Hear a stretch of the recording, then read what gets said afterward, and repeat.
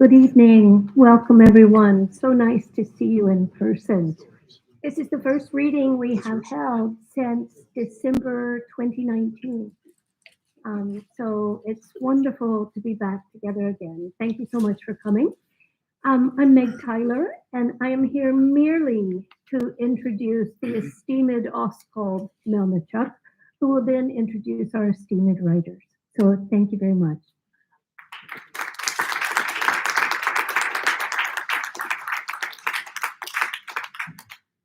Thank you so much to the esteemed Meg Tyler, wonderful poet, for hosting us this evening. This really is just a great, great gift to have you all here at Boston University. Thank you all for coming out on this sweaty night. It's good for me to be back in my old neighborhood where I spent so many years down at 236 Bay State Road, and then at 949 Commonwealth Avenue at the Boston Playwrights Theater, which Derek Walcott had kick-started with his MacArthur monies so many years ago. Thank you to the team at Arrowsmith. I got a bunch of thank yous to start us off with. Thank you to the team at Arrowsmith for the work behind the scenes leading up to this launch. To Lara Stitsevich, Valerie Duff-Stroutman, Nydia Hernandez, our photographer right there, Rebecca Pacheco, where's Rebecca? Back there in the back. Valerie somewhere in the back here too. Thanks, Val. Our newest edition, Catherine Parnell, and especially to our senior editor and book designer extraordinaire, Ezra Fox, over there, from whom you will hear at the end of our program. Thanks to our friend James Fraser from the legendary Grolier Bookshop. He'll be selling our books after the reading. They're over on the table over there. There are also old books that Ezra will be selling. So please be sure to visit them, say hello. By the way, if you haven't been over to visit the Grolier, I don't know how many of you are new to town, by all means, make that trip to sleepy old Cambridge. It is the oldest poetry bookshop in America and really a landmark, well worth your visit. And buy books while you're there. So I also want to mention that Arrowsmith Press is named in honor of a former Boston University professor, William Arrowsmith. He was a great translator and scholar who taught me much about the importance of acknowledging the work of translators. And of course, it behooves me to mention that I hope you'll all come to Agni's 50th anniversary event, about which Bill Pierce can tell you more. Bill, where are you? Anything you want to say right now? City Space. There are in-person tickets for up to 250 people, so everybody here would fit. And it is also available hybrid if you have to get tickets for that too. So November 4th starts at 7. Thank you, Bill. I also want to remind you, as if I needed to remind you, of the midterm elections around the corner. And I want to say a few words about a group I've been working with for the last couple of years, and of which one of today's readers, Carolyn Forché, is a founding member. And that's Writers for Democratic Action. You all should have a brochure on your chairs which will give you a bit of a clue about the work we do. What began as a group of 8 writers a couple of years ago, banding together out of concern for the future of our country's democracy, has grown into an organization of some 3,000 writers, most of them in this country, but also including a growing number overseas. Our immediate work is focused on registering voters ahead of midterms, but we're also planning events looking ahead to the presidential elections of 2024. We're working with libraries and bookstores across the country to organize a series of events around conversations and individual books. The most recent conversation being between Margaret Atwood, and BU MFA program alum and University of Chicago professor Rachel DeWaskin. An earlier event had Paul Auster speaking with Congressman Jamie Raskin. As I said, flyers about the organization are available here, and Gerard, aka Jake Robertson, who works with Writers for Democratic Action Group, can brief you on more about it. Jake, just raise your hand so people can see where you are back there. Great, thank you, Jake. Also, I want to invite you finally to join us in a little exercise. Write a sentence about democracy and email it to us, and we will post it on our website. You'll find it there alongside sentences by Margaret Atwood, by Carolyn Forché, by Paul Auster, and others, and you'll be credited for your work. And once more, Jay can give you more details, but you'll also have information in their bookmarks and stuff on the tables over there. So, onward then. Russia's war against Ukraine has provided a singularly challenging backdrop for any poet or publisher. When the world plunges toward extremity, poetry always winds up in the hot seat. Poets know this, of course. I've lately taken to quoting lines from the Nobel Prize-winning Polish poet Czesław Miłosz. What is poetry that does not save nations or people? A connivance with official lies, a song for drunkards whose throats will be slit in a moment. I'll spare you the much relied on Auden quotation. And yet, in my experience, it's precisely poetry that's been providing something more than solace, something beyond comfort. By doing more than conveying words, by embodying thought and feeling, it infuses readers with its vivifying spirit, offering a transfusion of energies while keeping us grounded and responsive to this difficult moment. Certainly, that's what the three books we're proposing to you here tonight have done for me, and I believe they'll do the same for you. Our first reader this evening, first, I want to say that we're delighted to bring you two of the most important voices from my generation, alongside a riveting and fresh one from the next. Our first reader will be David Rivard. From his very first book, Torque, David has been writing what I call a poetry of perception. Meditative, imagistic, and richly introspective, his poems are propelled by a profoundly lyrical sensibility. They're also frequently wry and funny and unsettling because they seem to know not only themselves, but you as well. The wise, reflective poems in David's seventh book, some of you will know, take a hard yet affectionate look at the games we play with ourselves. They're sure to unnerve with all the things they know about the world. Quote, to make room for air in his chest when he cries, a crow has to hunch his wings and breathe deep. The poems have a way of catching you off guard. So often they begin by inviting the reader to commiserate in a common dilemma. Quote, I say I don't know what's wrong with me. And just as you're thinking, yeah, I know the feeling, he pushes it. Of course, I do. Ah, a confession on the horizon, you might think. But think again. Or better, keep reading. You, so ready to extend your sympathy to the self-flagellating narrator, suddenly find yourself implicated. You all of you say you don't know what's wrong with you, but of course you do. You have to. His 6 previous books include Standoff, Sugartown, and Torque. His work has won the Penn New England Poetry Prize, the James Laughlin Prize from the Academy of American Poets, a Guggenheim, and numerous other awards. Jericho Brown described his last volume, Standoff, as a beautiful book of political elegies, while Stephanie Burt, writing in the Yale Review, noted, his aerial sentences defy the pull of line breaks, then snap down into epigrammatic end-stop closure, like birds diving over open ocean for prey. He lives on the coast of Maine, yet somehow he has managed to get here from there. David.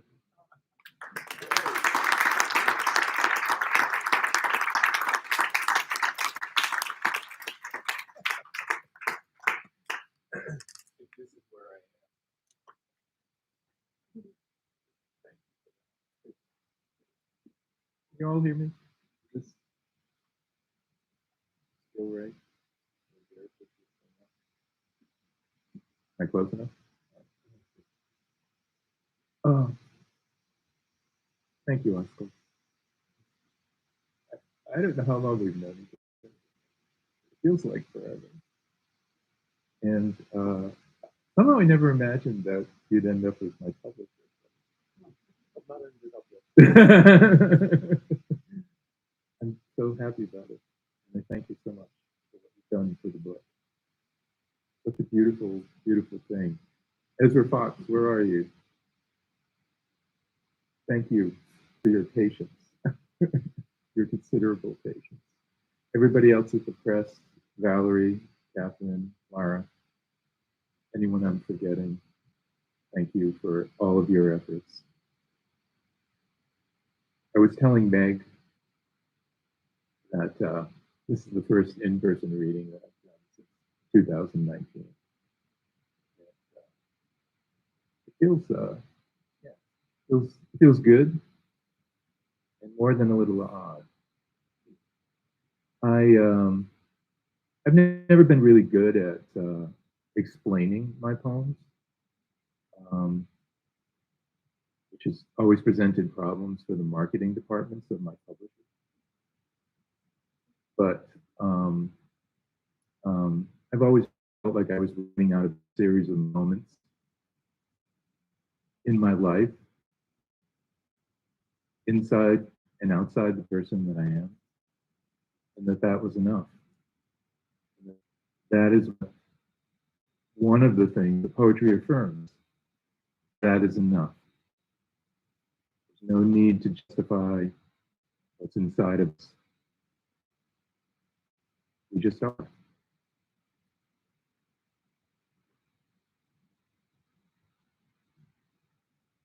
You say you don't know.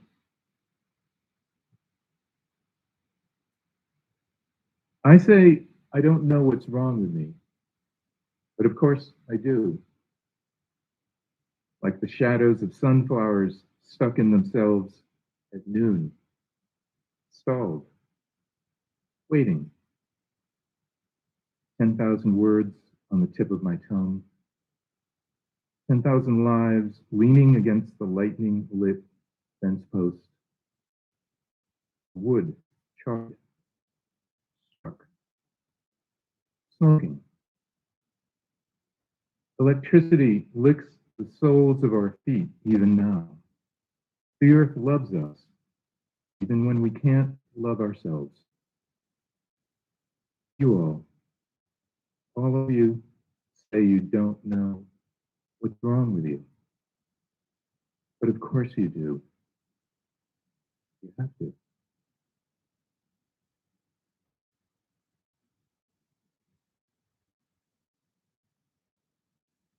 It's great to be here with Carolyn, who I first met a very long time ago, almost as long as Oscar, in Provincetown, I think, 1987 or 88.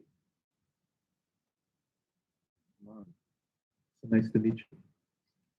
Be here to hear you. Open secret. A starling wades in the wide bowl in the garden. The water cooled by the bowl's thick stone, dark and clean and earthly, like water that dried mushrooms have soaked in. A calming, almost personal transparency that coats the bird's feathers and that she takes with her to a branch, where she shakes her short, square-tipped tail and flies off inside a spray of iridescent droplets in the noonish air. Each drop a petty tricolor in the solstice heat building out of June. That moment of July when a video of the long line of refrigerated freight cars stacked with black body bags in an insurgent-controlled Ukrainian train depot surfaces in the newsfeed. All of a sudden, on that sunny, bacon-fat morning, 2 days after the otherwise intangible day, an airliner full of human bodies disintegrates at altitude in the sky over the cornfields and sunflowers in the Donetsk Oblast. Starling doesn't use words. He offers no indictment or consolation. No answer.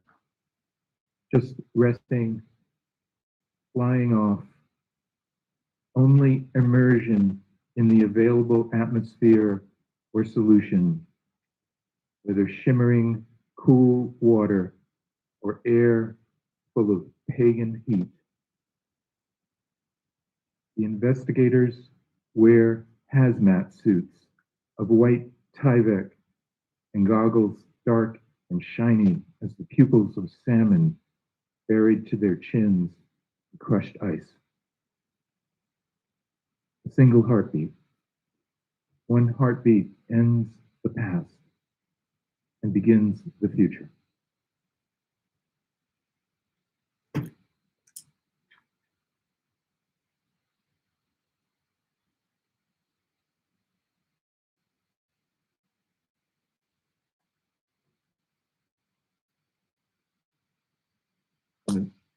One of the great things about not being able to explain or feel that you need to explain your poems is that you don't have to say anything in between the poems.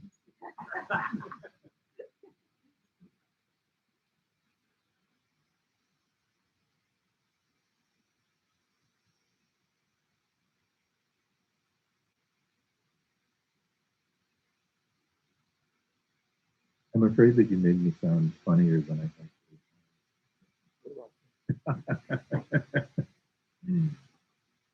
Pond.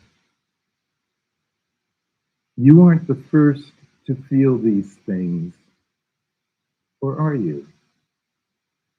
Would you like to have been? You whose loneliness became you, if you thought yourself the first, would it change you? I bet you would like to be changed, humbled by being chosen, reborn. What would you even know you'd been reborn? I think you would. After all, you'd woken helmetless last night, again and again before the sun returned, the sun as usual, bristling a little then. Don't deny the gift of happiness. Don't think it's meaningless. Even if it fades, it would still take a paintbrush made entirely of the thickest of eyelashes to get it on canvas, that face of yours. As it emerged a minute ago, warming up without warning near the end of June, a kind of 19th century face with high Gallic cheekbones and watchful eyes. There was a straw hat, wide brimmed, its tan crown bended by a black ribbon, your eyes shaded by the brim. You studied the effects then of the drink taken in long sips from that hip flask a tree carries as it walks through winter and spring, early spring, slow sips, imperceptible, wild traces of green at the tips of poplars and willows. Their elixirs turn the water to fluorescent algae near the shore, now that the thousands of pollywogs and minnows feed on it too. The lip of the pond overfull after last night's torrent, someone's cheap wristwatch left on a canvas lawn chair in its netted cup holder, the sweat dark strap, evidence of the body missing from this scene, but loved for its pulse. The watch still ticking after all that lightning, rain, and thunder. So many hours have to pass for all the faces it takes so long to see, hooded within a face. Loneliness is such a dark cloak. It doesn't reveal itself so easily. It wavers there below you on the sandy bottom as you float under rushing clouds, almost dead center of the pond, your shadow, a cloak, dark and cold as your shame, warm and dark as your freedom.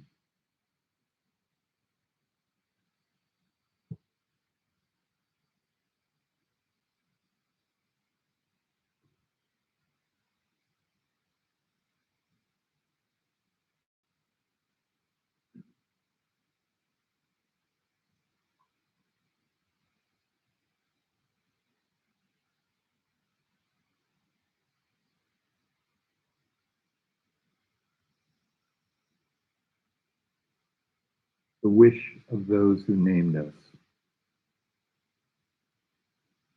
There is the question of bearing witness, of being yourself, seen by yourself, and seen clearly, plainly, without weapon or Bible in hand. This was the wish, the sturdy and not so secret wish of those who named us. Our parents wanted us to be known to ourselves without confusion, without judgment, sans suffering. Never force it, they said. Always find it. Okay, strictly speaking, that's not entirely true. My particular soul-insistent, moody mother and father probably never thought much about it at all. Those two anxious citizens, they were never exemplars of patience. The weightlessness of detachment and acceptance, as I think of it now, would have frightened them. For good reason. If you could see these words, I'm speaking to you tonight, printed on this page as typeface and magnified times 500, you would feel just how ragged and coarse they really are. Heavy. Well, playing part of a butterfly must be tiring, right? I'm happier being the old ox, right?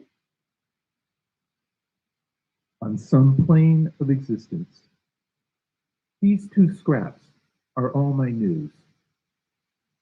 Where the mess is, that's where my heart is.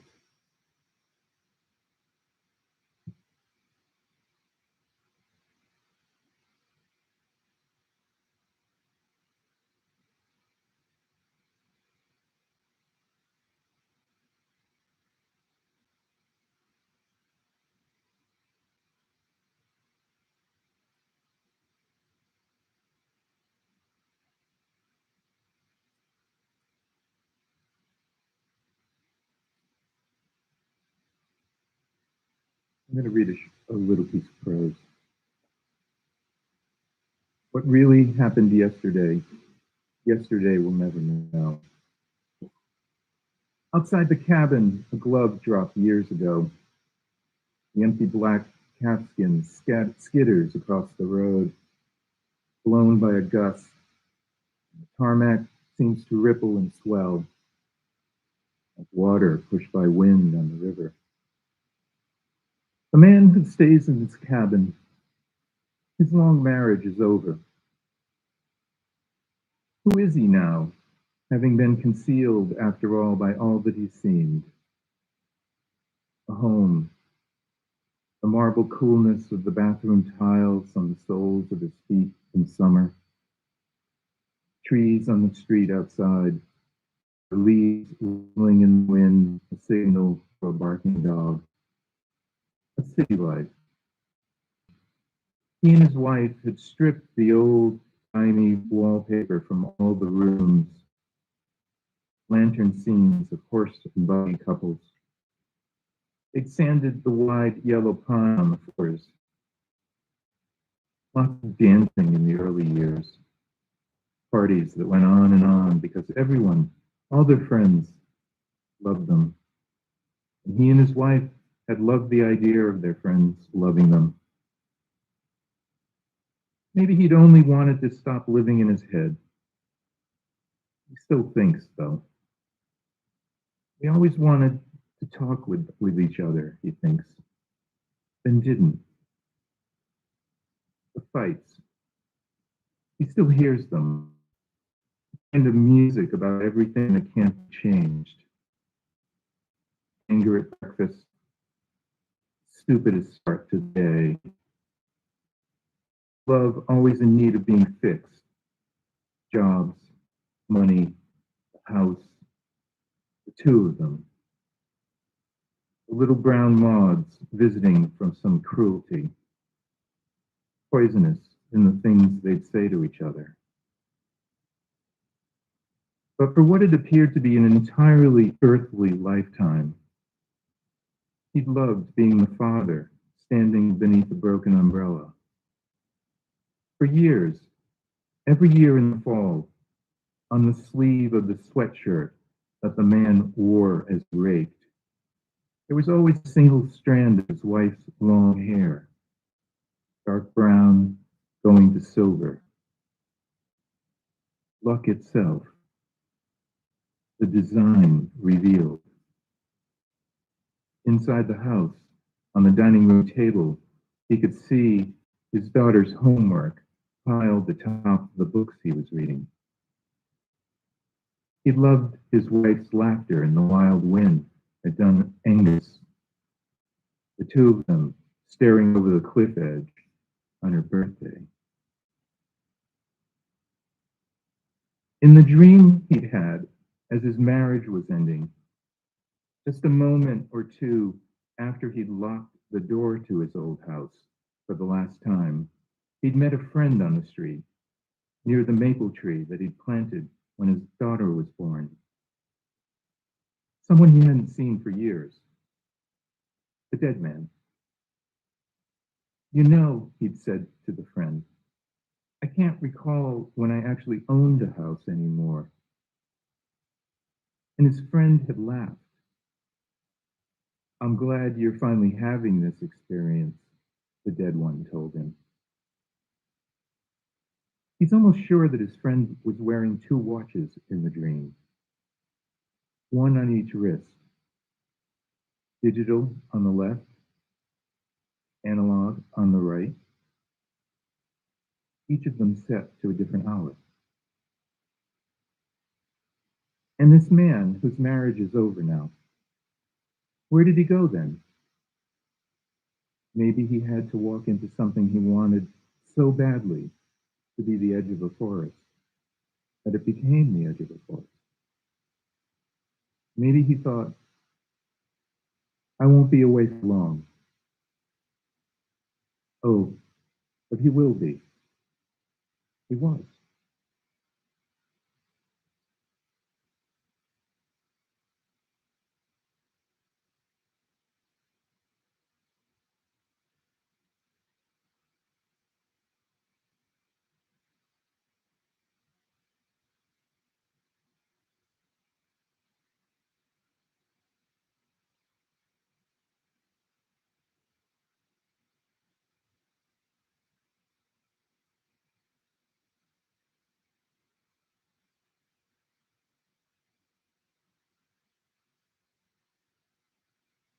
Open and shut. Then there was that elevator as it rose toward the 40th floor. And I could almost hear in its mild bumping the a carriage of courtiers Anjou might have had the pleasure of 300 years ago. Their dim-witted, duty-free faces full of oysters and brandy, with fields of vetch asters flowering by the dusty road. A guiltless creaking of bossed leather and wind whistling in the air. Delinquency is a blessing once in a while, but only for those whose souls are capable of being unbuttoned. Orderliness threatens us constantly, miserable with its confinement, responsibility, achievement, reliability. I'm just a working stiff now. That's the kind of thought my father liked. An inheritance, a supply chain. What had happened to all those solar flares I'd once imagined to be pitching themselves from side to side as they lit up my life like campfire? Now, my father has been dead a year. He who carried both me and his feelings tight to his chest. In this life, the wiry, strong body of a firefighter and its shadow. My father, who felt each of us might be destroyed by weakness and need. So, swagger, shrewdness, and nerve. That's what he liked. And drive. And coming home to an abundant house, he sought to lift his children. He who holds you by a thread is not strong. The thread is strong. So my brother keeps telling me, all the way from Buenos Aires. But only the world and its news could deliver on the back end a truckload of bodies to be autopsied tomorrow at a morgue in Gaza. Formerly boys smiling on a city beach, killed by mortars. They woke today, not thinking they would die. My father, his firehouse name was Tiger. My father asked once that I never mention him again in a book of poems. Do me a favor, will you? Leave me out of the rest. Maybe he felt that poetry saved nobody. Was he wrong or right? An open question. It's the window where my mother hauls the laundry in. My childhood clothesline. Its pulley wheel squealing. It's my life. All of it. This is my clothesline saga.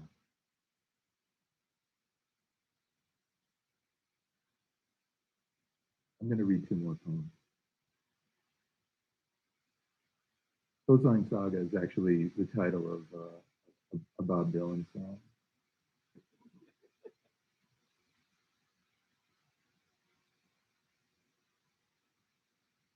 I'm going to thank two more people, one of whom isn't here. The woman who made this beautiful piece of art on the cover is a wonderful artist named Jisoo Lee, who lives here in the Boston area. We first met 10 years ago in Italy at Civitella Ranieri, and got to spend 6 weeks in each other's company making things. And I love her work. I love its invention, its sense of improvisation, its madeness, you know, and I love her curiosity about everything. So do yourselves a favor and find her Instagram page and check it out and check out her work. And the other person I just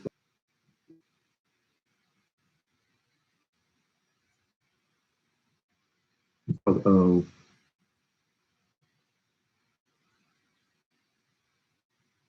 Oh, what is it? Oh, how long? How long will it be that I get to feel this golden orb pinging in my heart? A sleepless 3 a.m. as right and wrong as air, now that the bug spray mingles there with Bach. So much vibrato in the viola now that the overwhelmed note has to hide in my head, bumping lightly against some thoughts, nudging one. You know how I'd like to lick the spot on your neck where you so often rub that scent I love? Well, maybe you don't. But if I were dying, yours would be the last face I would want at the end to see. the archer, elegant and serene in posture and stretch pants, who brings gifts both kind and painful, and she reminds you have a heart. In the dark, I had been trying for a while to get at it, what it meant when you wrote. Maybe I could be the hero of the story, however it went. I am not the hero of the story.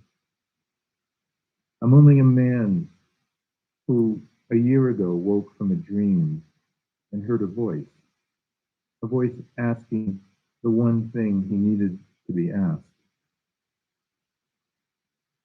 What makes you think you can't be touched in your life? I don't mean to say that I think it was your voice I heard. Only it is so much like the things you do say that I want to believe it must have been you.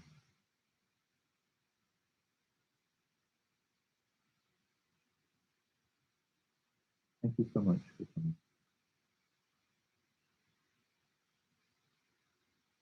And for listening. My dear friend Tamaj Solomon, once after a reading, we were talking, and they said, "How'd it go? You know, it's good. They were listening."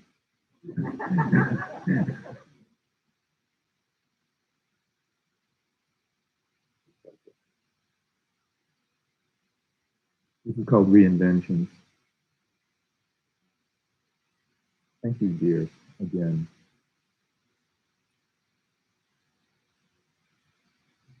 Reinventions. We only wanted to be seen. The world, too, wants to be looked at. But what popped into sight just now was evil. A pipeline carrying crude full of extinctions, chokeholds, pepper spray. Those crimes against humanity the torturers and theological bankers have thought up. Pro-lifers who kill at long distance by drone. Jailers of children. Look at that, though. All by itself, a book can heat a cold classroom. Look at that, the world could say, but doesn't. That's a huge willow over there as well, a savior for all its reinventions of shade. Every cardinal calling from a tree assumes the world is hard of hearing, too. The world hears whatever it wants. Did I really say a warring of the safest furs is stouter than a gem? No. I said a wavering of the softest fern is louder than a jet. Roar of the arrived, of the departing. The two of us had been speaking of someone whose mother had lost her hearing in the course of giving birth to her. From then on, declining gradually into grief. We're standing across from the Oddfellows Hall and the lampshade shop. By the side of the road, clipping hydrangea and Queen Anne's lace. Chamomile. I'll just say it again. Chamomile. So much. So much.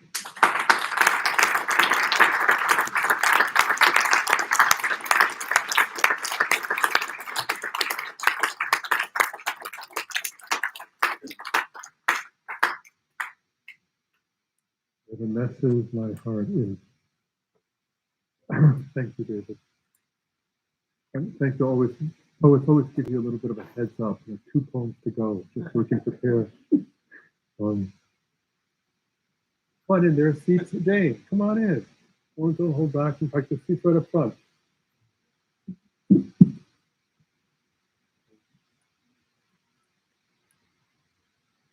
Houman Harouni was born in 1982 in Tehran, arriving in the US as a refugee in 1997. His father was, for a time, a professional revolutionary, and his mother was also, for a time, a sociologist of revolution. Houman himself is a theorist of cultural transformation. His interdisciplinary work moves across philosophy, political economy, the history of science, psychology, theater, and literature, culminating in his pedagogy of active theory, which he has taught at Harvard Graduate School of Education since 2015. His academic and journalistic writings have appeared in a wide range of publications, including The Guardian, PBS Frontline, The White Review, and the Harvard Educational Review. He's been awarded fellowships at the Academy of Arts and American Academy of Arts and Sciences, American Academy, get that right, and the National Academy of Education. Last year, Houman was instrumental in helping hundreds of Afghan refugees, writers, directors, actors out of the country to safety.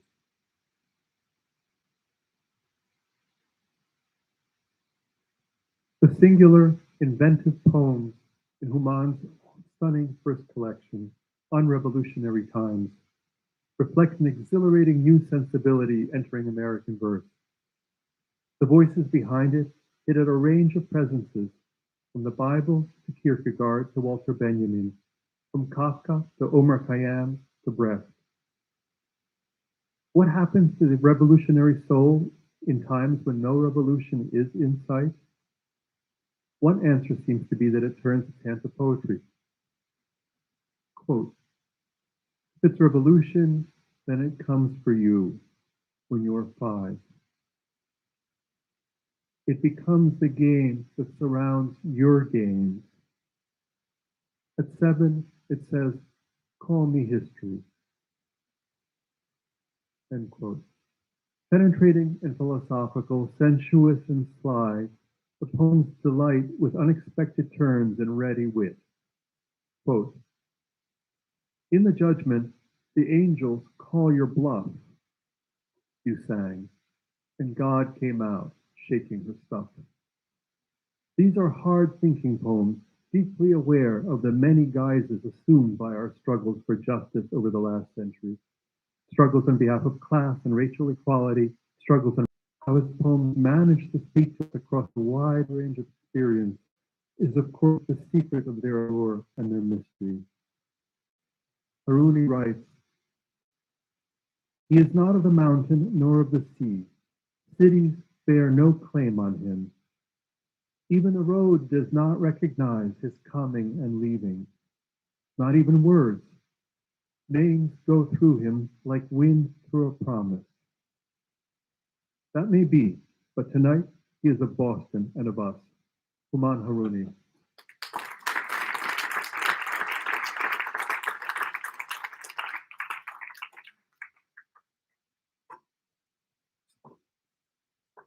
My color still.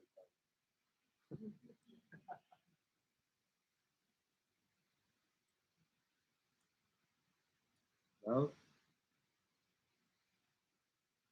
this is my first time.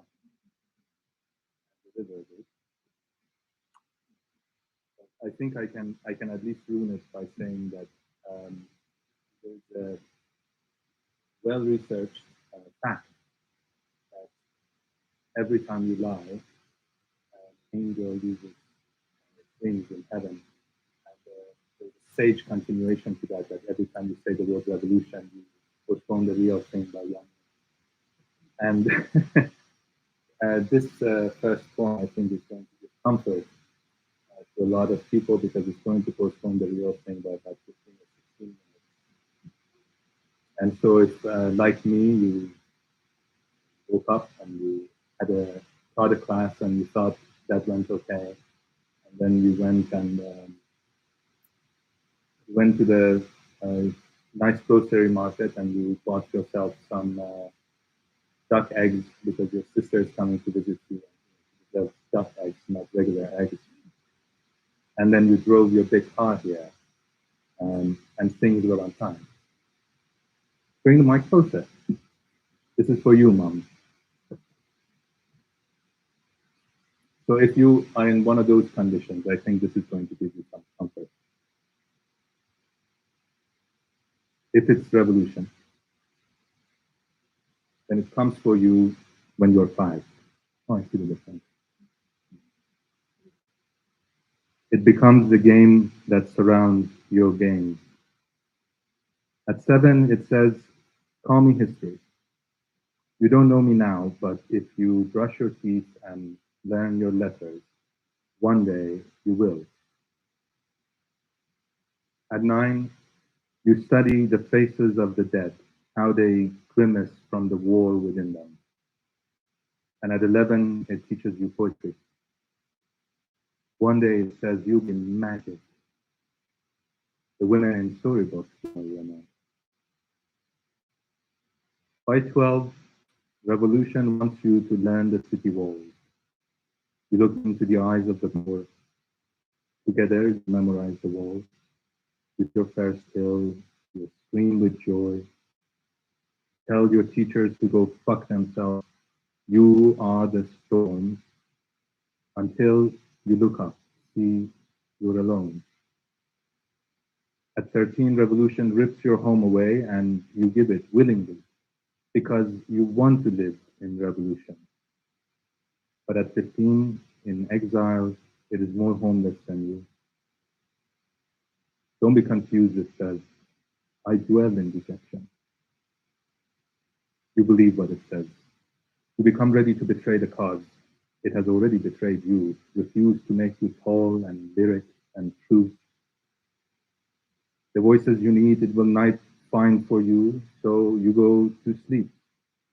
You're 17 now. Revolution prefers you on earth. Refuses to send you a friend or a guide, refuses you joy, so that at 21, when you finally wake up, everything aches. You've atrophied, soured. To wake up, you say, this will go, and your soul, the second sun, the one yet to rise. You preach, this too is revolution. Only those who do not create the world alone.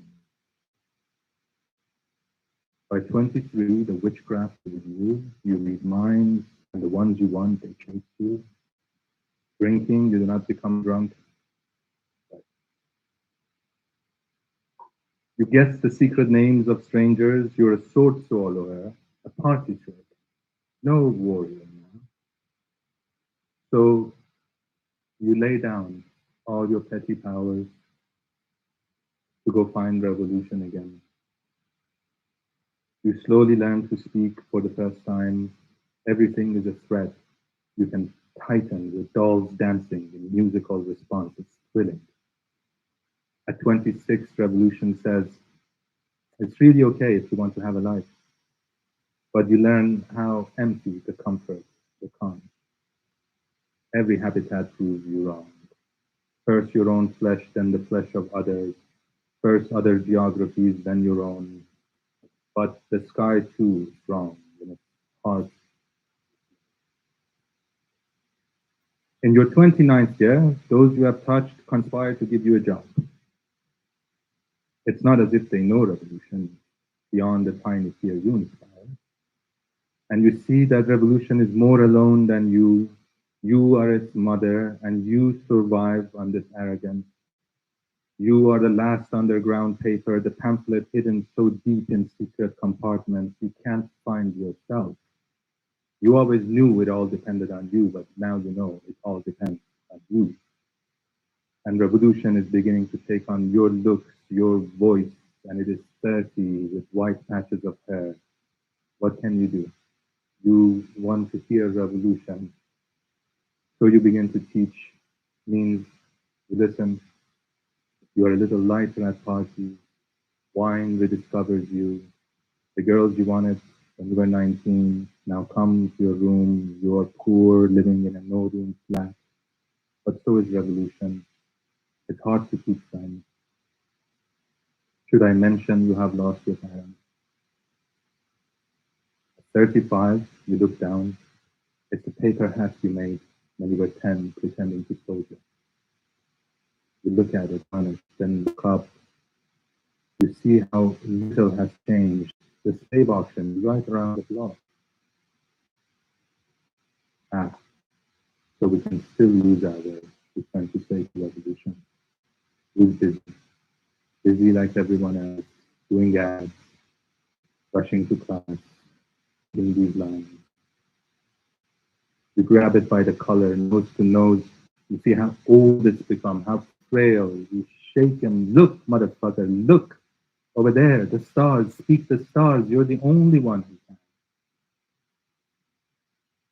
Anyway, it doesn't have to be like this, in this very order. But if it's not, then it's not what I would call revolution.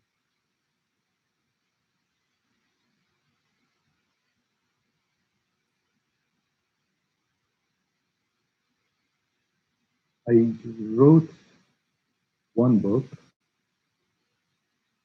and then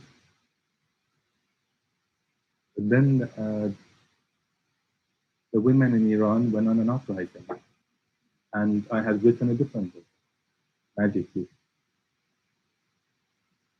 The bulk of the book is composed of figures. I'm not saying descriptions of figures, they're just figures who come and speak. They hold in themselves a kind of tension. A tension that comes from carrying a promise that cannot be fulfilled in your time. And they all carry it in a different way, in a very specific way, which is what makes them figures, not symbols or characters or idols, celebrities. And though some carry this in the form of a very personal and self-involved destruction, other might hold it differently. And I think I'm glad that this different book that now I have written, I realize, has this figure right in the middle of it, and it's the figure of the militant. Sister, we hear you're out on bail, but who can sign such an order when the judge is your prosecutor and your torturer too? This part might be a little bit, for those of us who live in happy countries, this might be a little bit of an enigma. Believe me, it's not. The judge is very often your prosecutor and your torturer. What is the bond? Your dowry, your mother's dream.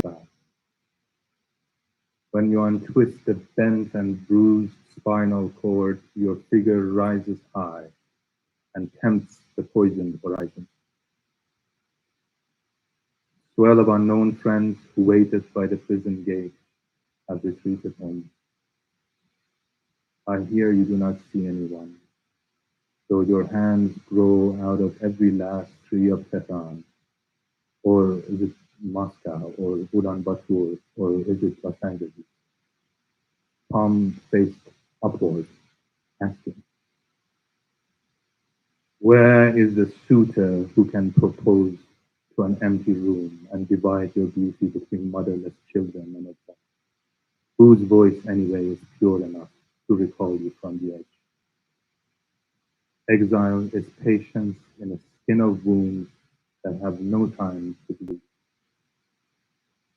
Lady, at white minarets of character arsenal, no mayor can make a museum of you. No rumor can coax you to lower your head. No builder can mend you past your hour of destruction, which is yours and yours by choice, and falls on our prayers alone.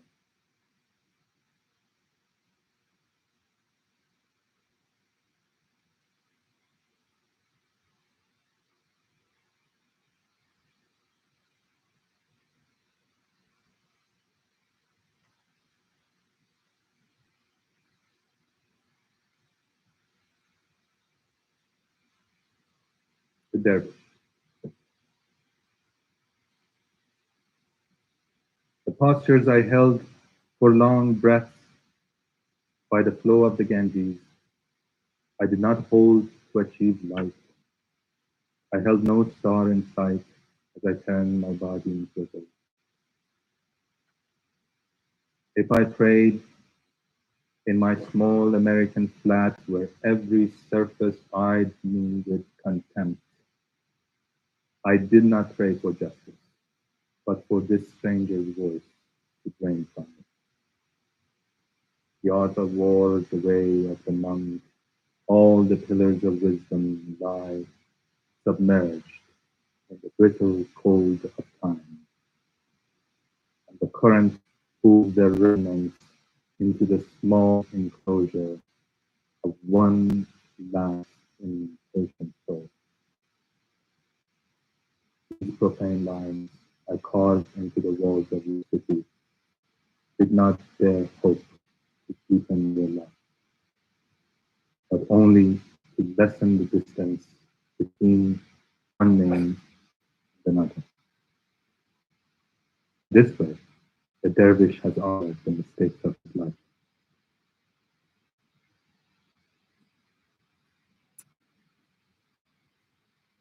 Some of these figures can't quite be contained in one rhythm or one, even one voice, or even one approach. So they're divided into parts. I really wanted to read you this whole thing, the Beloved. It has 4 parts, but the first 3 parts are such a bummer. And Osgold pulled me aside before this and he said, keep it light and sunny, son. Well, An angel just walked the swing. yeah, we're trying to sell paper here.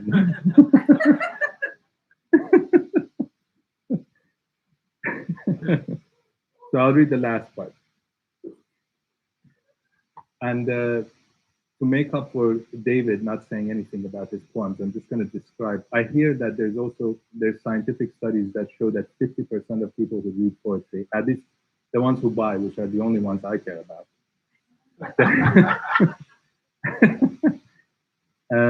that they are also writers of poetry.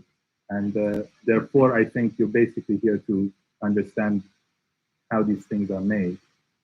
I'm not quite sure, but the recipe for this one is a ghazal, which is an old Arabic form of poetry that the Iranians, in the process of deep colonization, accepted and perfected.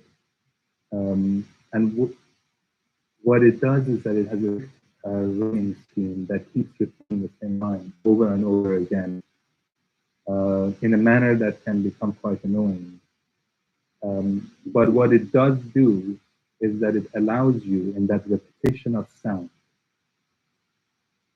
to create a unity between images or concepts that cannot find that unity through any kind of sense.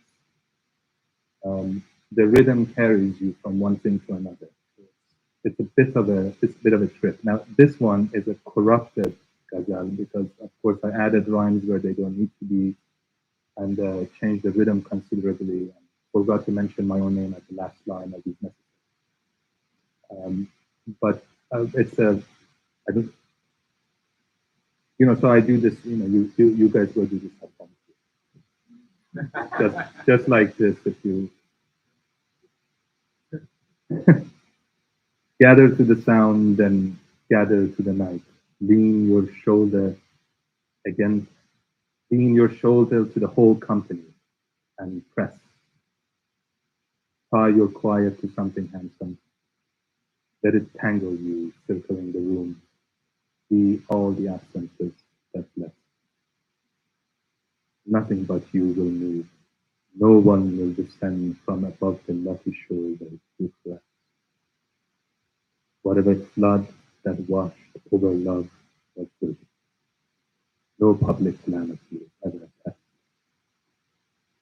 For strength tonight renders you weak. This is all. The heart wants to break into small change. but the rest of the body holds back.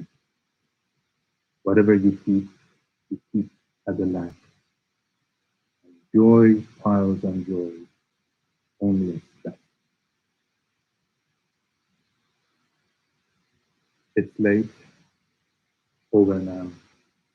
You sit in the car. The windshield gathers rain and stars. You veer to the past. Stay. Turn around. We defy flame. Let the thing on our lips that we cannot name be called happiness.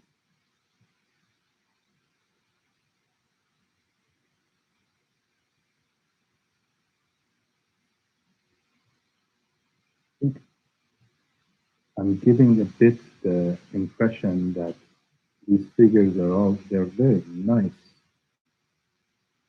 clean, relatively people, though broken. I think I need to read some. They don't all come out like that. Very often they are highly flawed and a little bit dirty, if not quite a bit dirty. And this one, The Seducer, which I think the first time was spoken impromptu at one of your classes after you were sitting. You were sitting.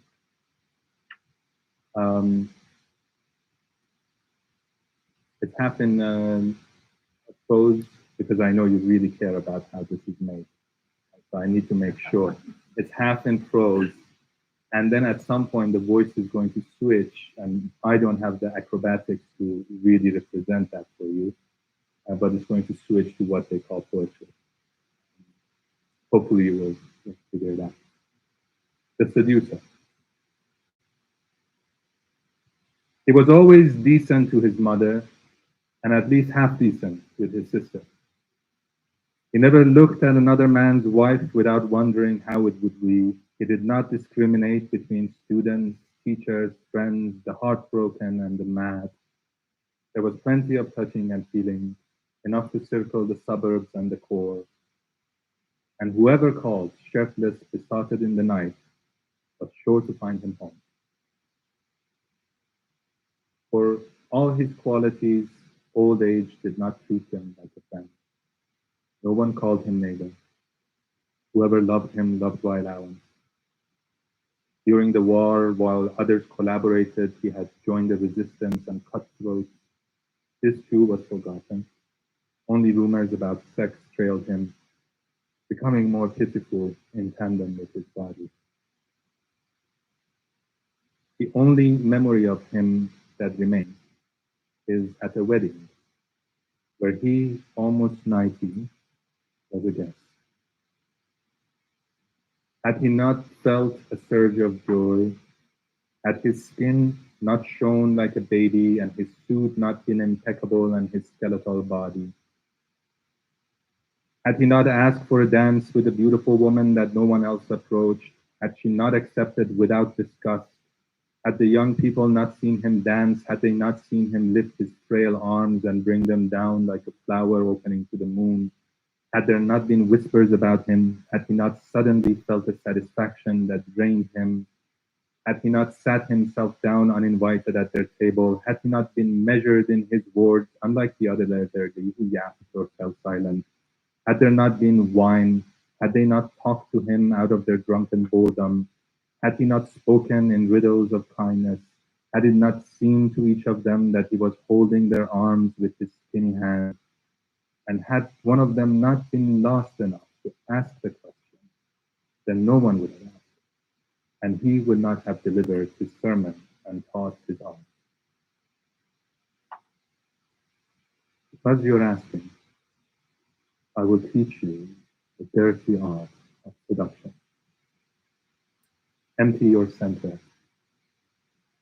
Let the rest of you whirl around this voided core, the vortex that grabs those desperate to give. Rose petals fallen but still cool with the morning. Nurses, teachers, lost waters without a place to flow. Lonely children, those who wonder what else might they be. Men with long arms who feel themselves only when outstretched. And the moss, whatever is hurt by the sun. Voices that sweeten only in an echo. Those made to feed others will let you drink. I can also teach you the wrong art of seduction. From a source you keep hidden, it won't be hidden, but to be effective, you should not notice. Flow past your brim. Let every surface of you spell, I give.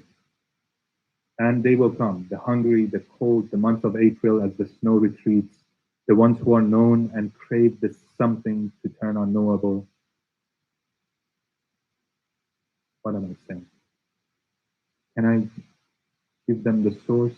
How, when I never had it? But it had me since I was a boy, when pebbles shone in my hands like an invitation and said, one day, like us, you will give birth to a world.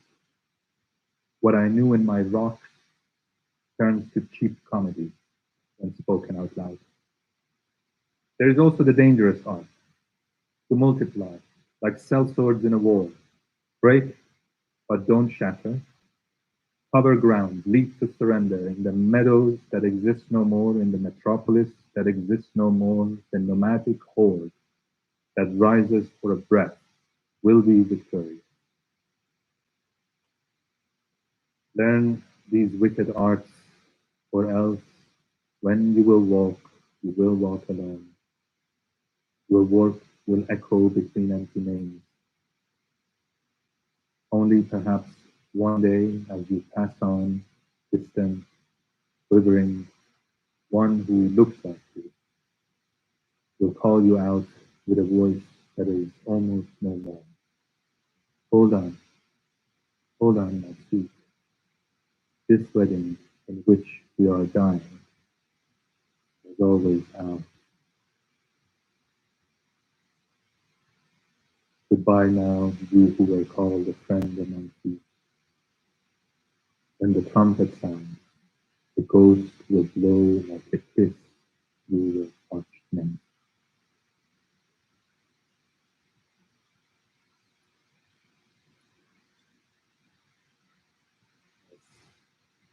I'm going to read only 2 notes.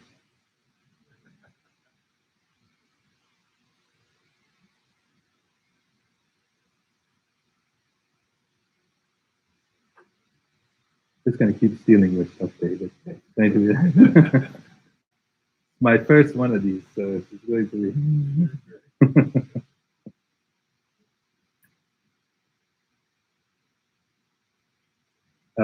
The scientists, because they have the last word on things, and it's very essential to go back to that. As we started the talk, to go back to the hard ground upon which we can stand.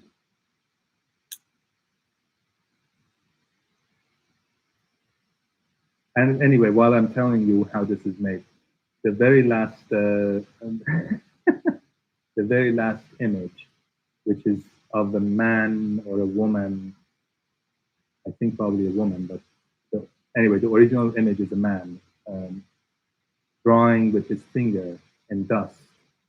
It comes from the New Testament, and it's the only reason that we know that Jesus was a real person. Because, the New Testament says that as he was being questioned, he leaned down and started drawing with his fingers, figures like this, I think. Yeah. Say the world is lost, and all turn away and refuse to read the street signs.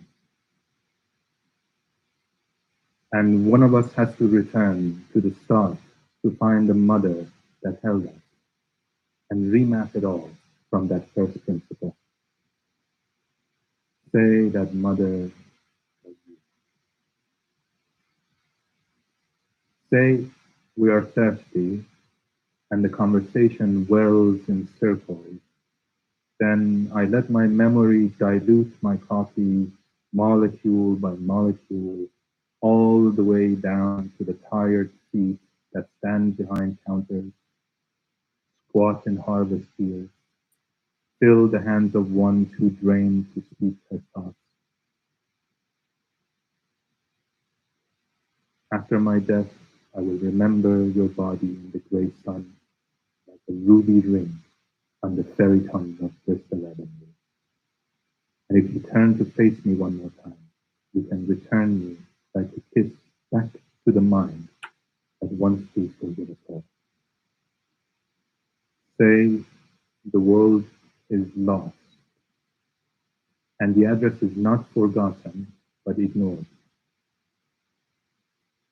Then one of us must bend down and trace patterns in the dust and remember them, for no one knows.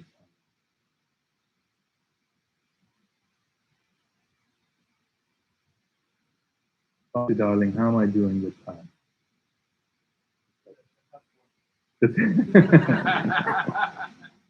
I was joking with that. This book is dedicated to Axel Bagor, who's sitting back there, AD, who gave it breath, and to Ezra Fox, who gave it ground, EF. I have real openings for CD to the AD.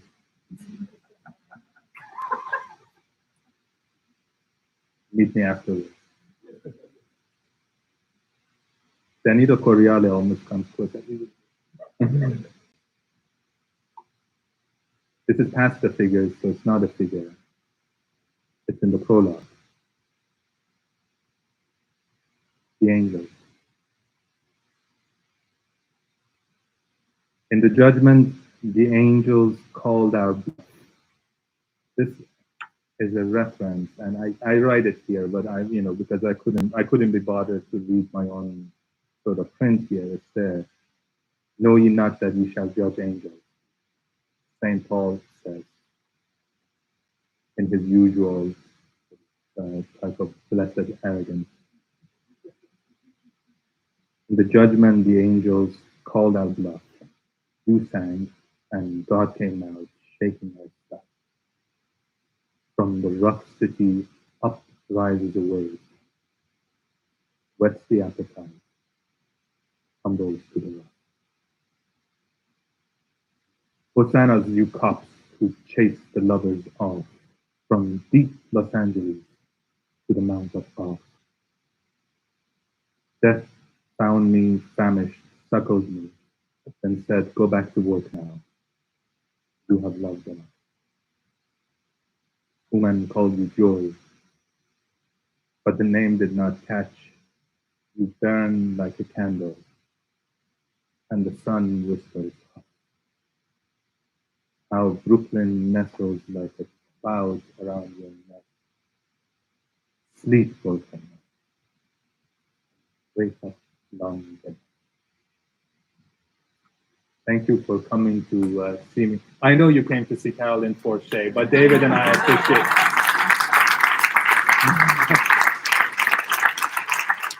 It's okay, I came to see Carolyn Forché too.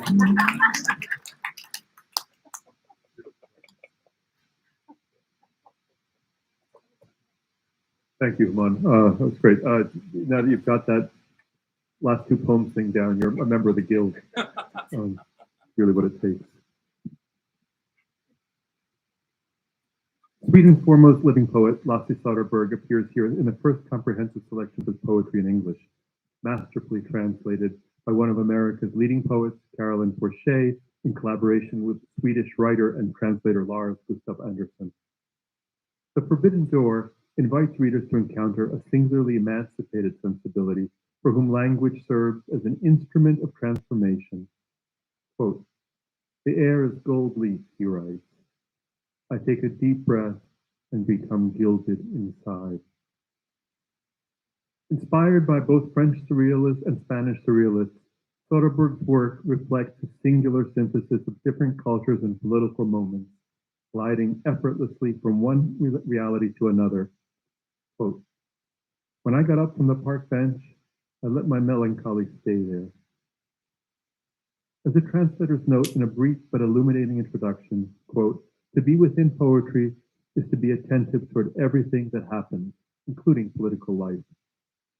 Readers entering Söderberg's work, remarkably inviting doors, will quickly see why Ilya Kaminsky calls this one of the most important and moving collections of poetry in translation to appear in the last decade. Lasse Söderberg was born in 1931 in Stockholm, author of 3 books of poetry, and is a former translator of post-war contemporary poets into Swedish, from French, Spanish, Dutch, German, English, Italian. The writers he's worked on and with include everyone from Charles Simic to Octavio Paz to Yvonne Foix and Raphael Alberti. He founded International Poetry Days and continues to arrange events in Malmo with his wife, Angel Garcia Inés Castrillon. In 2019, he received the Max Jacob Prize in Paris. Lars Gustaf Andersson, his co-translator, is a poet and critic as well as a translator, who brought, among other things, the work of Ilya Kaminsky and Carolyn Forché into Swedish. He's also a professor of film studies at Lund University in Sweden and co-author of, among other things, the Historical Dictionary of Scandinavian Cinema and the Cultural Practice of Immigrant Filmmaking. Lasse's work, as well as Lasse himself, will be presented to us by his co-translator, Carolyn Forché. And while Carolyn, poet, memoirist, translator, and human rights worker, needs no introduction, I will give her one anyway. For she is surely one of the most important and enduring voices of my generation. She is our Anna Gorenko, or maybe today I should say our Oksana Zabushko. From her very first book, the Yale series of younger poets volume, Gathering the Tribes, selected and introduced by Stanley Kunitz. I remember drinking some martinis with Stanley many years ago. She sounded a note that was simultaneously strikingly personal and yet deeply aware that we are all embedded inside families and communities whose ties ripple out and know no boundaries. So many of her books have been pivotal experiences for my generation, from her seminal book of poetry, The Country Between Us, to her anthology Against Forgetting, 20th Century Poetry of Witness, to her recent memoir, What You Have Heard Is True, a memoir of witness and resistance, which was a finalist for the National Book Award, to her most recent book of poetry, In the Lateness of the World, which was a finalist for the Pulitzer. In her work, we meet a deeply humane, learned, and endlessly kinetic spirit, just ask her where she's been in the last week, which seems never to have faltered from its original and essential commitment to justice, and has refused to grow resigned to accepting the casualties of the world. I'm deeply honored to bring up Carolyn Forché, who will introduce you to Lasse Söderberg and announce the winner of the Derek Walcott Prize. Carolyn.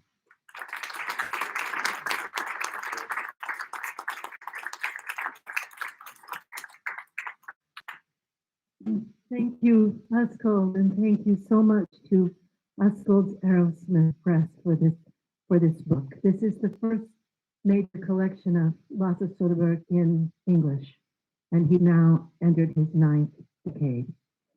And I'm very happy to say that he lived to see this book. And so I want to thank my co-translator, Lars Gustaf Andersson, and Lasse. We were able to all work together in Sweden quite a few times, which was wonderful. But I met Lasse in Bogota, Colombia.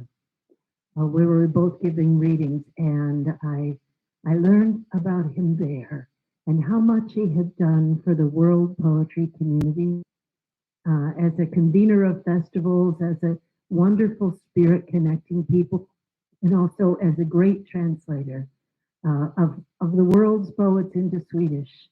So I also want to thank my co-readers and co-launchers tonight, David and Houman, because this has been a wonderful evening.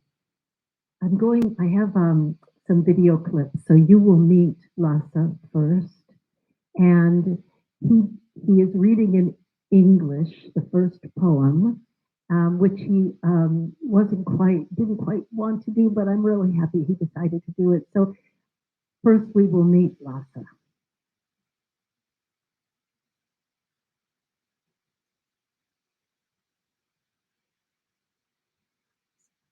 I have been asked by my dear friends Carolyn Forché and Lars Gustaf Andersson to read some poems out of this book that they translated. And I now reluctantly proceed to do so. I have written many poems about places, and I picked out a few of these poems, and I'll start with one called Cities. All my cities were imaginary, cities in the mind, capital cities, not different from dreams that you wake from and try to remember. All my cities were imaginary. I walked on their streets accompanied by ghosts that suddenly appeared in the doorways to the houses where they had lived, or where I myself had been living sometime, maybe long ago.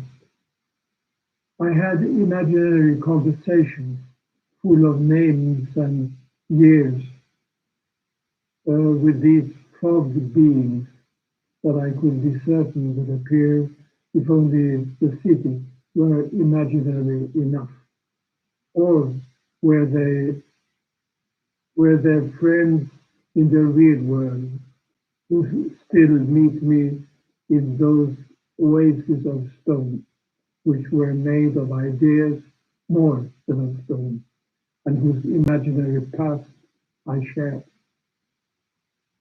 Ce sont des villes, Rimbaud cried out, truly cities. To be lost in them was to find yourself or parts of yourself that you had forgotten or been unaware of. Streets that went in different directions, flower markets and empty lots, reality transformed into imagination. All my cities were and continue to be far away within me, with buildings sensitive as I live. It is in these that I live.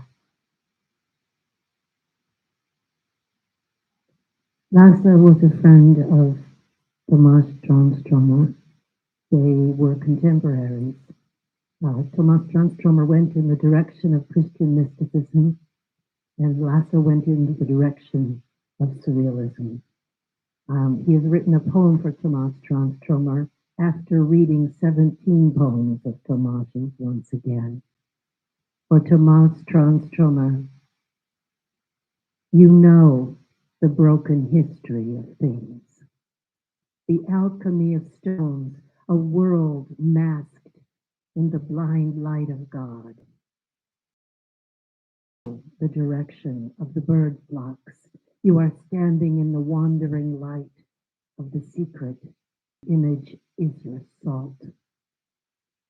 You pass the fog in the north, mountain, where the elements are widening your Swedish narrows, and in the outer archipelago of the soul, the branch of the poem is swaying.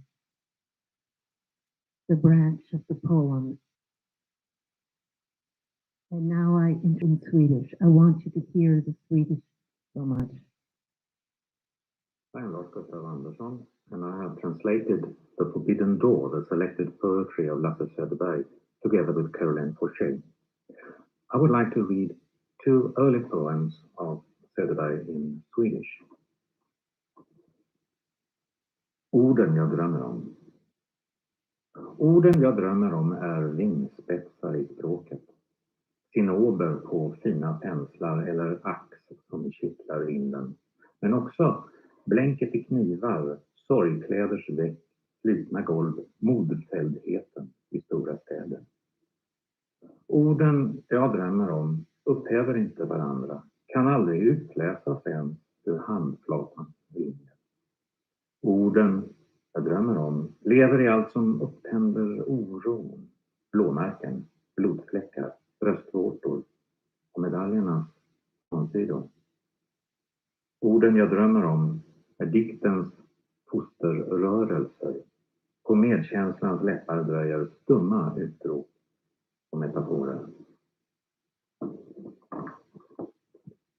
Kopplar. En morgon ser jag åter bland betande blinda stenar och flöjtspelarstuggor slättlandets höga kopplar.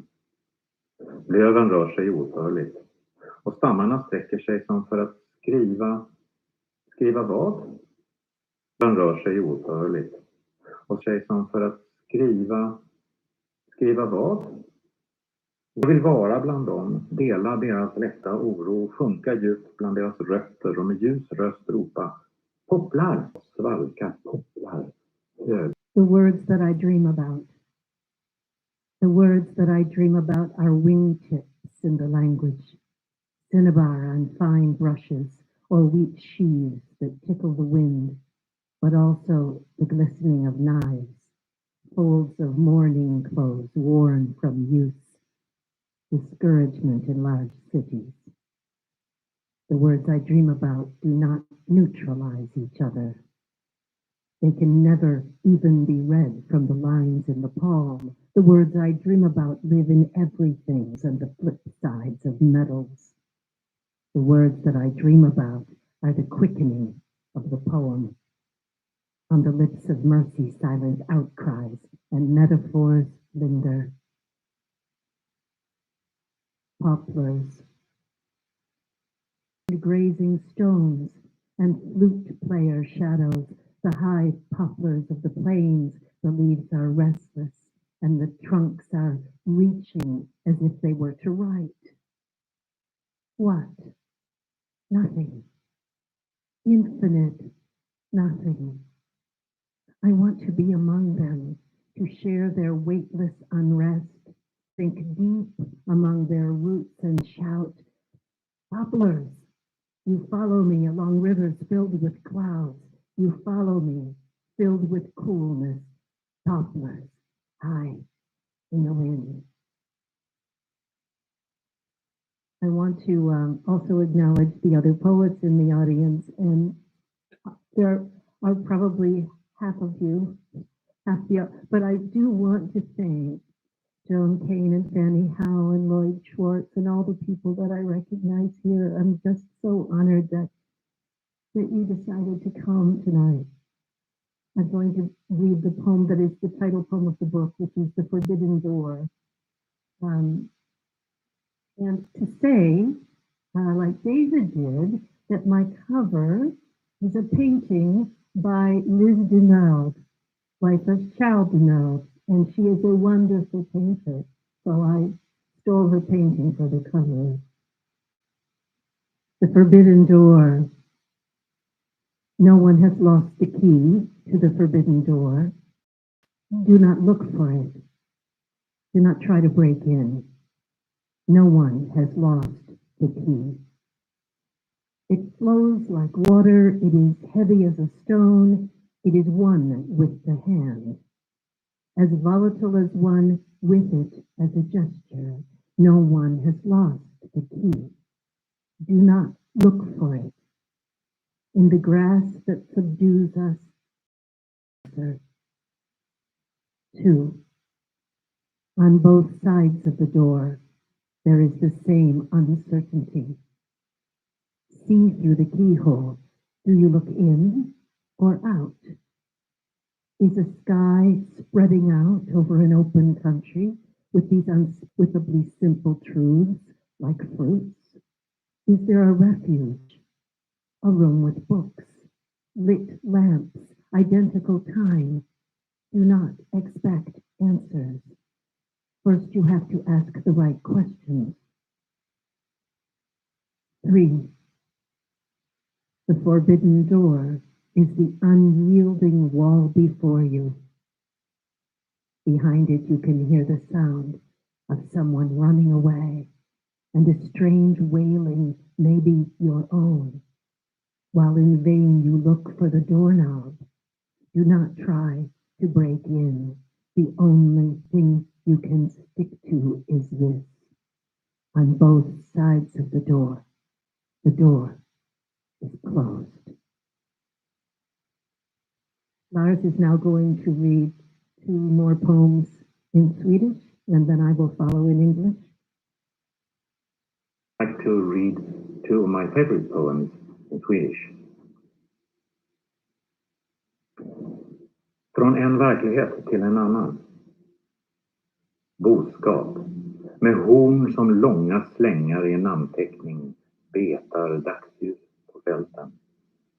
Kungspalmerna är pennskaft som har fallit från himlen och borrat sig fast i marken.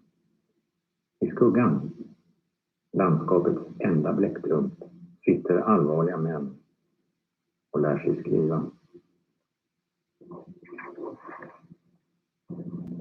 Guayabera. Vinden älskar de vita molnen som har hängt ut ur tork på himlen. De vita gässen som föds och dör i den gröna skymningen. De vita skjortorna, styva som papper, innanför vilka en liten knytnäve oupphörligt bultar på tillvarons dörr. From one reality to another. Cattle with horns like long curves in a signature graze daylight from the fields. The royal palms are ink pens falling from the sky and stabbing the ground. In a shadow, the only ink on the landscape, serious men sit and learn to write. Rivard. The wind loves the white clouds that are hung to dry on the sky. The white geese that are born and die in the green twilight, the white shirts stiff like paper, and inside a little fist endlessly pounds on the door of being.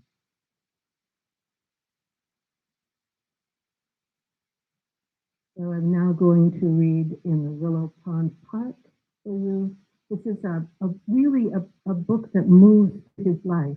We chose poems from different parts of his life and to put a kind of selected together.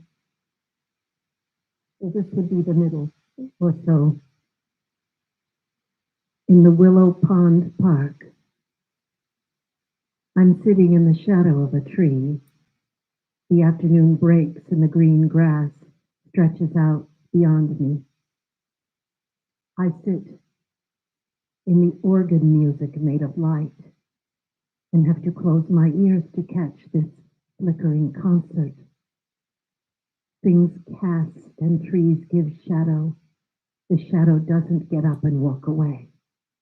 My shadow sits down, absorbed. The one who sits under a tree doesn't about that tree as if it were someone close. And when he sits there, doesn't see all the trees in the world, one bustling hamlet. He himself belongs to dead things that cast shadows. He is in the treelessness. Now the light is on its last stanza. When the resting hour darkens, the shadow gives off its sense.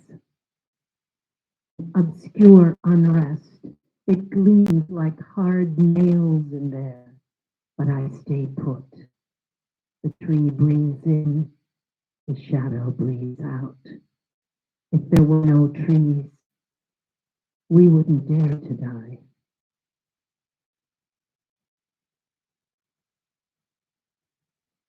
Lasse is now going to read to you in Swedish. Till Komala. Jag kom till Komala där alla var döda. Också de utmejlade hundar var döda, fast jag kunde höra dem skälla. Klockan i kyrktornet hade stannat. På den tomma bygatan gick folk omkring och pratade med varandra som vore de synliga. De var kvar där för att de ingen annanstans hade att ta vägen. Det var mitt på dagen. Under oss glödde marken. Över oss brann solen. Jag kom till Komala utan bagage. Kanske byn hette någonting annat. Jag vet bara inte vad. Namn är vind som blåser förbi. Jag stod tomhänt under ett träd som kunde ha varit ett av min barndoms äppelträd. Det var kallt. Det röda fanns inte längre. Min far stod framför mig, söndagsklädd, som om han skulle på begravning. Han höll något i handen som han räckte mig. Det var ett grått äpple täckt av kall svett. Först i döden uppnår vi den sanna jämlikheten. Alla döda är släkt. Askan är folk som möts i gathörnen för att reda ut familjebanden. Äntligen sammanknutna, säger den som hatar till den som älskar. I Komala talar vi för att inte röja vår osynlighet. Det finns en död efter döden. Det är den som inträffar när alla har glömt oss. That's Lasse. This poem I'm going to read is the last poem I will read. So I just want to tell you that when I met Lasse, I just started studying Swedish because I thought I wanted to translate him. And then I was invited to give a reading in Malmo where Lasse lives. And Lars, my co-translator, was invited to interview me at the reading in a conversation. And that's when we got the idea that we would translate Lasse together. Lasse has translated other people all his life. Now Lars is translating American poets and British poets and into Swedish. And he translated my work, and he translated Ilya Kaminsky, and now he's on his second book of Ilya, and he's right now working on Fanny Howe's poems. So the baton gets passed, and the community connects to each other, and magical things happen, especially magical things happen through translation. I love to translate because then I can enter into the sensibility of somebody else. It's like taking a vacation from yourself, because you don't have to be yourself for a little while. You can be that other person. And so it's something that I really love. Komala, you might recognize as the name of the village in Pedro Paramos, Juan Rulfo, for those of you who know that work. To Komala. I arrived in Komala where everyone was dead. The starving dogs were also dead, even though I could hear them bark. The bell in the church tower had stopped. On the empty village street, people went around and talked with each other as if they were visible. They stayed there because they had nowhere else to go. It was the middle of the day. Beneath us, the ground was glowing. Over us, the sun burned. I arrived in Komala without luggage. Maybe the village had another name, I just don't know what. Names are winds that go by. I stood empty-handed under a dry tree, which could have been one of the apple trees from my childhood. It was cold. Red didn't exist anymore. My father stood in front of me dressed for Sunday as if he were going to a funeral. He held something in his hand, which he gave to me. It was a gray apple covered in cold sweat. First, when in death we achieve true equality, all dead are relatives. The ash is people who meet on the street corners to untangle their kinship ties. At last, we are knitted together. I hear the one who loves say to the one who hates. At last, says the one who hates to the one who loves. In Komala, we speak so as not to expose our invisibility. There is a death after death. That's the one which happens. There is a death after death. That's the one which happens when everyone has forgotten. And I just, for the first time, met one of us tonight, our tech hero, Jake. So eventually we'll all meet each other in. So we're kind of, you can sign up on our website to be a member. If you write anything at all, even grocery lists, we consider you winner this year of judging the Derek Walcott Prize. Thank you for inviting me to do that, Ascol. Derek was a friend of mine. I loved him dearly. And while I was reading the magnificent books that were the finalists for this prize, it was very difficult. It took me a long time. Ascol can attest to that. To go through all these books, and they were wonderful. The entrants were wonderful. I had Derek behind me talking to me the whole time, you know, which one he wanted to have picked. So I think this is the one he wanted to have picked, so I went with it. Sadiq Dukogi's Your Crib, My Qibla is a profound work of mourning, the title a vortex of faith and intimate loss, wherein the stone of grief, the weight of it, presses against the cage of breath. Dukogi's distilled imagery and meditative eloquence offer the reader flashes of recognition and rare insight into the unimaginable and dreaded experience of the death of one's child. Wherein your headstone was, he writes, I put a mirror. Each time I came to visit, I see that you live in my face. There is a poignant tribute to Paul Celan's Todesfuge and moments of beautiful linguistic synesthesia. Your voice like a swarm of locusts glazing the trees, and the courtyard stills in a sieve of bees. I found myself often breathless reading this work, entering the poems and emerging in raw clearings of exceptional clarity. He acknowledges how this grief appears in writing, a thing language cannot decipher. And yet, he has come close. I have chosen this book as the winner of the Derek Walcott Prize, named in honor of a poet who would have recognized the extraordinary accomplishment of Sadiq Dukogi. Congratulations, Sadiq Dukogi, if you are there, and congratulations to all the finalists of this wonderful prize. And thank you for coming this evening, and we'll be here to sign books and to talk with you more. Thank you.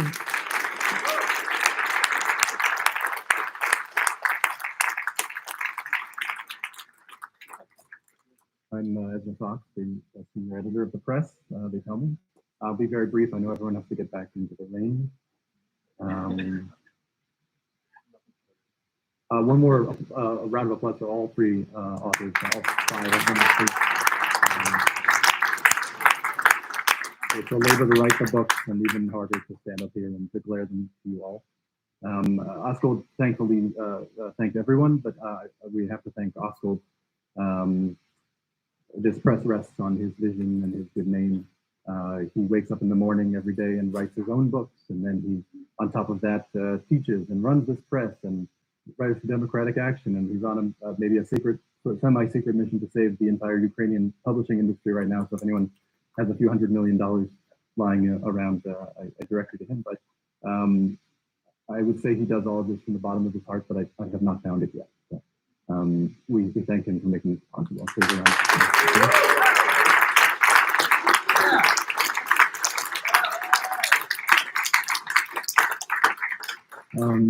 The best way to support this press and these authors is to gift yourself or someone else one of these wonderful books. They're going to be sold right over there, and the authors will be signing at these tables. Thank you all so much for coming and supporting poetry and yourselves and these writers, and have a beautiful